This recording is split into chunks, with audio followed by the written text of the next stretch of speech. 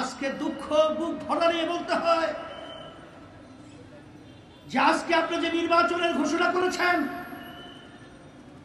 এখন পর্যন্ত সেই লেভেল প্লেইং ফিল্ড এখনো কিন্তু তৈরি হয় নাই, এখনো সংস্কার হয় নাই, এখনো বিচার দৃশ্যমান হয় নাই।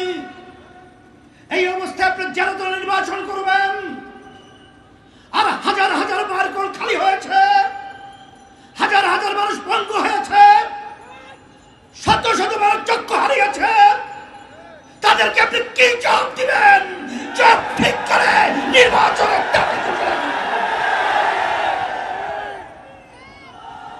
সেই লক্ষ্যে সেই আশায় বুক ভরে বুক বেঁধে আজকে রাস্তায় নেমেছি।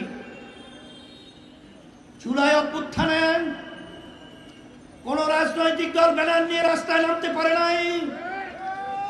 ইসলামী আন্দোলন বাংলাদেশ গঠনের জন্য অন্যায়ের প্রতিবাদে, খুনিদের প্রতিবাদে জানের মায়া ছেড়ে আমরা রাস্তায় নেমেছিলাম বাংলাদেশকে গঠন করার জন্য। আর সেই বাংলাদেশ আমাদের সামনে কিছু ক্ষমতা প্রেমিকরা আবার যেন তেন ভাবে আমাদেরকে গুলির ভয় দেখিয়ে, আমাদেরকে মাস্তানের ভয় দেখিয়ে, আমাদের গুন্ডার তাণ্ডব দেখিয়ে আমাদেরকে আওয়াজ বন্ধ করবে। তোমরা ভুল করেছ।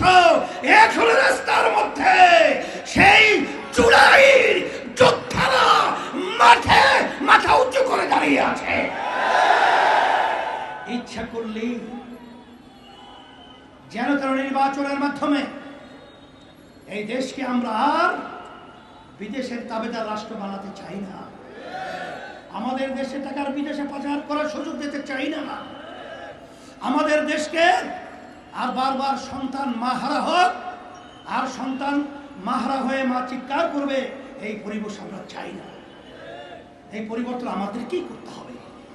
সুজনের জরিপ ৭১% মানুষ পিআর পদ্ধতিতে নির্বাচন চায়। প্রতিটা ভোটারের সেখানে মূল্যায়ন হয়। আর পিআর সিস্টেম নির্বাচনের মাধ্যমে এককভাবে ফ্যাসিস্ট চরিত্র সরকার প্রতিষ্ঠিত হওয়ার সুযোগ নাই এবং প্রতিটা রাজনৈতিক দলের প্রতিনিধি সংসদে দেওয়ার সুযোগ থাকে।